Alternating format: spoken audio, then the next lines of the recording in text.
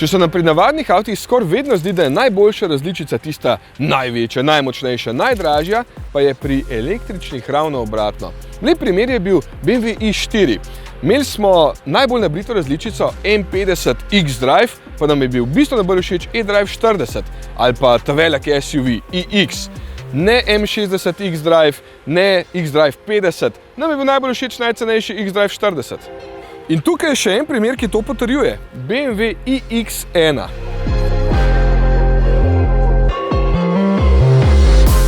I kot električen in X1 kot najmanjši BMW-jev križanec v ponudbi. To je tudi najmanjši električni model v ponudbi, čeprav v resnici sploh ni majhen. Me je zadnjič kolega vprašal, če je to novi X5. On očitno res ni na tekočem. Je pa res, da je 4,5 metra dolžine samo za 60 cm krajši kot prvi X1. Skratka, ni majhen, zato je lahko prvi avto pri hiši. Čeprav deluje malo tesnjeno, je prostora dovolj, tako spredi kot zadaj. Škoda je edin, da pri iX1 ne morete doplačati za pomično klop kot lahko pri X1, je pa prtljažni prostor 490 litri še vedno dovolj velik. Me pa moti, da ni izdelan na namenski električni platformi, zato sprednjega prtljažnika seveda ni in moram polnilna kabla voziti tamle zadaj.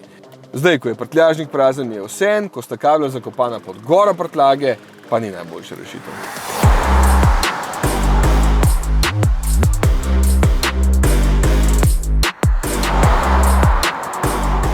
Ampak vse to smo že povedali v testu različice iX1 X-Drive 30 z dvema elektromotorjema, ta pa je nova.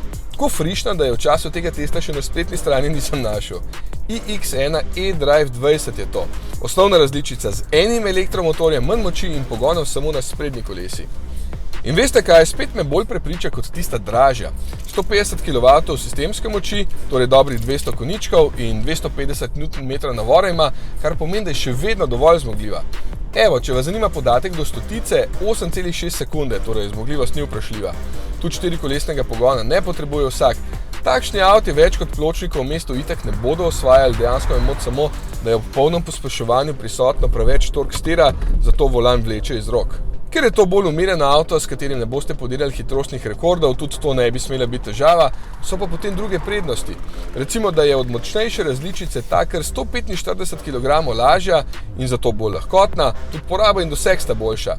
Če nam je iX1 X-Drive 30 pred dobrim letom porabo približno 23 kWh na 100 km, je pri tem poraba okrog 19. Ker je litij-ionska baterija enaka, 64,8 kWh neto ima, boste lahko z njo v praksi prevozili kakšnih 350 km. Ob umirjeni vožnji tudi 474 km, kot jih v tem primeru navaja tovarna, pa je vseeno malo huda cifra. Nič zato, ker bo večina vaših voženj itak krajša, takšen iX1 pa ima obenem še 22 kW polnilnik na izmeničnem toku. Sicer ni del serijske opreme, v osnovi se polni z do 11 kW, ampak vam ga absolutno priporočam, ker se bo potem prazna baterija napolnila skoraj še enkrat hitreje na javnih polnilnicah, v 3 urah in 45 minutah. Na enosmernem toku pa v pol ure, ker se polni z do največ 130 kW, kar je sicer solidno, je pa konkurenca večinoma že boljša. 46 250 € stane osnovna različica, torej subvencijo slabih 42, kar je skoraj 8 000 € manj kot stane 30-ka.